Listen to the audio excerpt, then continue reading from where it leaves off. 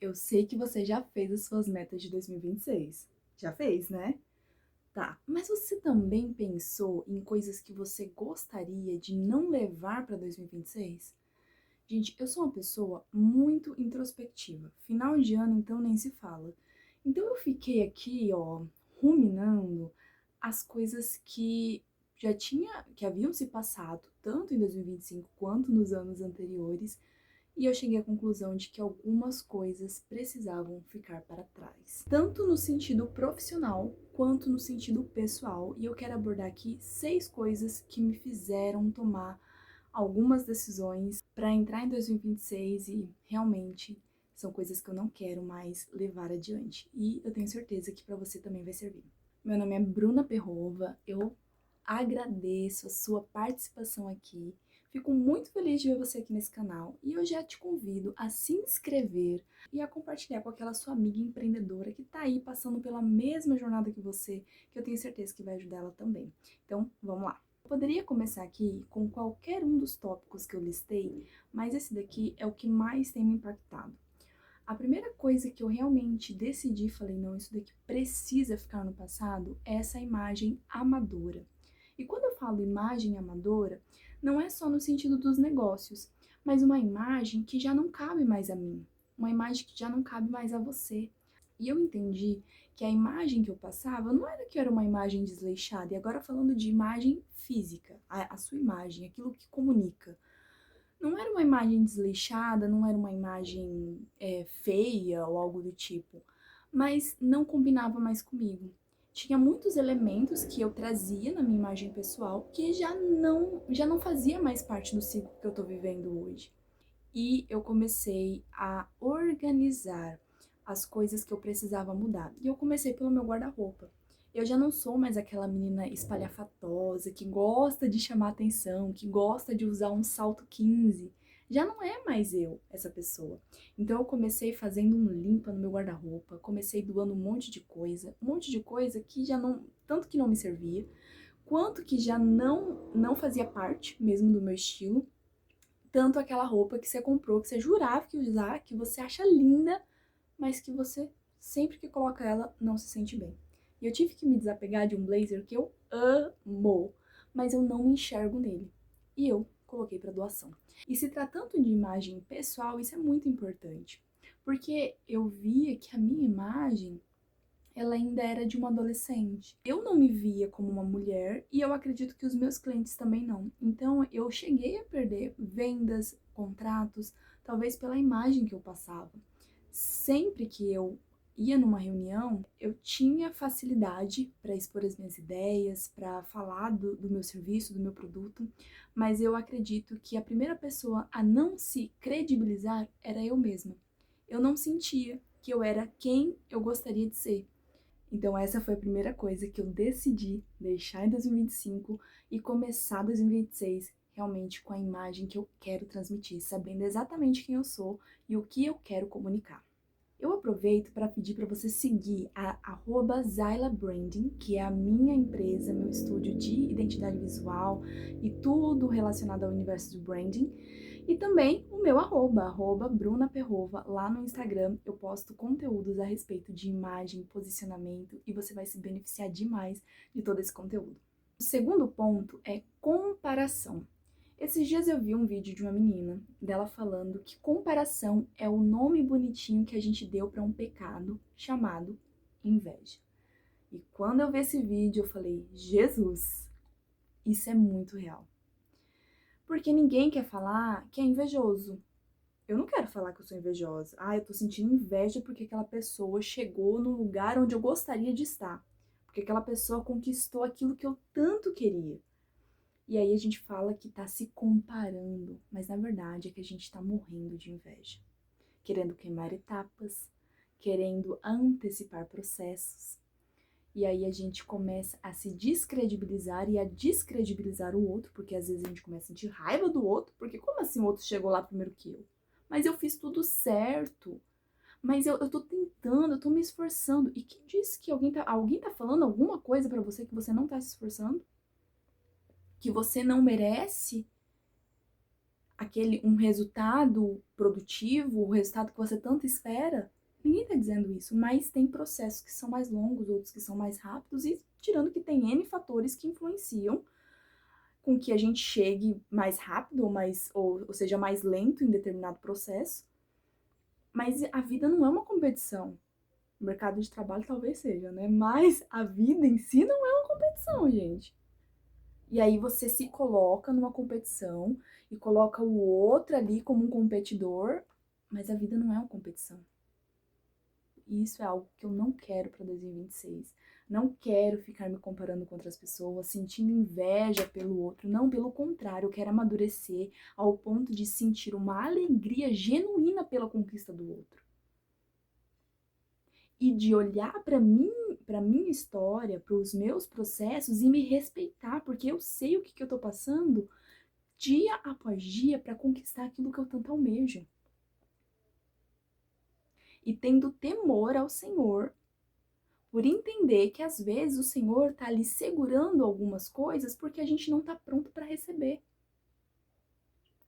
Então, esse ano de 2026, em nome de Jesus, não serei uma pessoa invejosa. Eu vou respeitar o meu processo e eu vou ficar feliz pela conquista do outro. Terceiro ponto, agora voltando aos empreendimentos. Eu não vou mais negociar o valor dos meus produtos e dos meus serviços.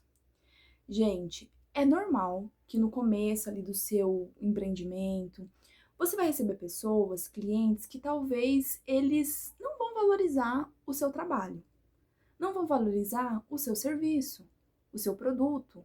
Eles não têm, parece que, dimensão do quanto que aquilo ali deve ser custoso para ser feito. E eles vêm com uma ideia de valor e, às vezes, como a gente está começando, a gente se adequa ao valor que o outro está colocando em cima do nosso trabalho. E eu já fiz muito isso. E às vezes ainda faço, não sinto orgulho, mas ainda faço porque às vezes a gente está precisando.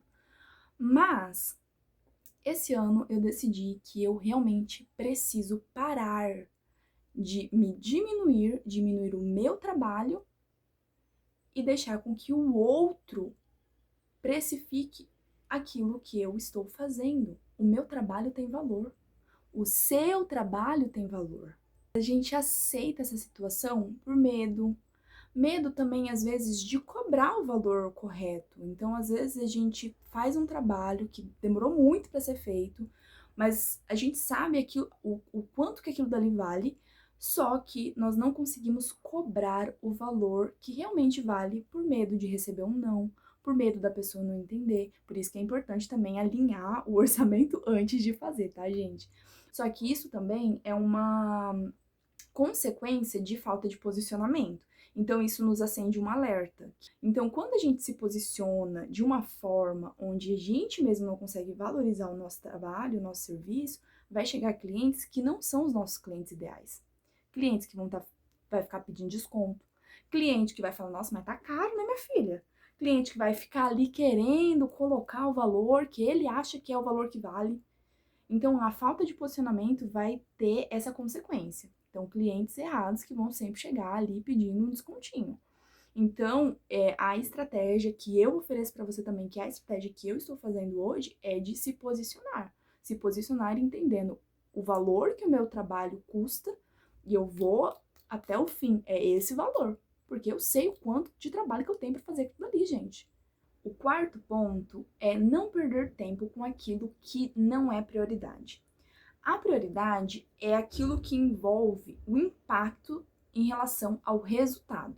Então, um exemplo de prioridade no meu trabalho seria a entrega de um projeto de identidade visual. Então, eu tenho um prazo para cumprir e aquilo dali, se eu não fizer, vai me gerar um problema, porque já está combinado com o cliente que eu vou entregar aquele serviço para ele, aquela prestação de serviço. Então, isso seria uma prioridade, por exemplo, na minha vida hoje. Se eu tenho um projeto para entregar, aquilo dali precisa vir em primeiro lugar a ser feito.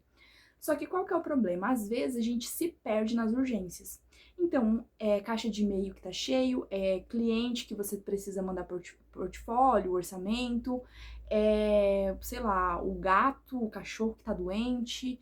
Então tem muitas urgências que vão surgindo e que a gente sim precisa resolver algumas delas, mas na maioria das vezes, que é uma coisa que eu percebi em mim, é uma das formas que eu uso para fugir quando eu estou ansiosa, quando eu estou muito estressada. Então, uma coisa que eu percebi no meu comportamento, quando eu tenho muita demanda para fazer, muita coisa para ler, coisa do mestrado, coisas da vida pessoal mesmo, ministerial, e aquilo dali tá me sobrecarregando, eu não consigo cumprir com as minhas obrigações, que deveriam ser uma prioridade, e eu começo a fazer aquilo que é mais fácil de resolver. Exemplo, limpar a casa. Gente, isso daqui, ó, limpar a casa é tipo, pra mim, me devolve a minha paz de espírito. Eu não sei explicar, mas eu percebo que isso é talvez uma loucura da minha cabeça, porque é muito mais fácil você se sentir realizada. Eu não sei se vai dar pra estar entendendo essa linha de raciocínio, mas é muito mais fácil eu me sentir realizada com uma tarefa que eu consigo ver o começo, meio e fim dela. Agora, quando a gente está falando de um projeto, eu não consigo sentar e fazer o projeto em 1 hora. Isso leva semanas. Então, dá aquela sensação de que você não está progredindo, de que tá, às vezes, de fato, como é uma coisa que envolve muita criatividade e estratégia, então, às vezes, a gente acaba estagnando, e acontece muito com projetos de identidade visual comigo, que é de estagnar, às vezes, no processo de criação. Então, o que eu faço? Eu vou buscar alguma coisa que eu consiga ver o final. E aí você começa a trocar aquilo que é a prioridade que você realmente precisa fazer por coisas que você vai. São coisas importantes também, mas que não são prioridades para aquele momento. E isso é um problema. Então é uma coisa, é um ponto assim muito pessoal meu, mas que eu preciso mudar. O quinto ponto é filtrar relacionamentos. Relacionamentos, eles são custosos. Relacionamentos, eles demandam energia, demandam tempo, porque eles precisam ser cultivados. E eu nunca fui uma pessoa extrovertida, eu sempre fui introvertida, então eu sempre tive poucos amigos. E os poucos que eu tinha eram os suficientes. Mas conforme o tempo passa, parece que cada vez mais eu me sinto deslocada, andando com pessoas, estando em rodas onde eu não sinto que eu me encaixo, onde eu percebo que me falta assunto. E não porque eu não tenha algo que eu queira acrescentar, mas talvez porque hoje eu não esteja nas rodas certas. Eu entendo que às vezes a gente vai estar em lugares onde a gente vai estar ali para transbordar. Isso é importante. Eu gostei muito de uma frase de um amigo, ele me falou assim esses dias: eu quero estar assentado em lugares onde eu seja o menor, onde eu esteja ali para receber, onde eu esteja ali para aprender. E eu acho que hoje eu sinto falta disso. Hoje eu percebo que na maioria dos lugares que eu estou ali para derramar, e não que eu seja uma nossa, uau, que grande pessoa. Não, não é isso que eu estou dizendo. Mas é porque a maioria das pessoas, dos grupos de convívios que eu estou, geralmente são pessoas mais novas, então da parte ali dos adolescentes até uns 20 e poucos, né? Começando ali a faculdade. E não que eu seja muito velha, vou fazer 28 anos daqui 2 semanas. Mas é muito notório o quanto que a gente amadurece, às vezes, em poucos anos. E pra mim, dos meus 25 até agora, ou seja, vai fazer 3 anos, eu sinto que eu amadureci muito em vários quesitos. E em relacionamentos é um deles. Então, filtrar os meus relacionamentos, os novos relacionamentos que estão por vir, é muito importante, porque eu quero estar com pessoas que me estiquem, pessoas que me façam avançar, pessoas que me desafiem. Então, esse é outro ponto que eu quero ajustar para 2026. Eu quero estar assentada em rodas que vão me desafiar a ser melhor. Último tópico, minha amiga, glória a Deus, chegamos ao final.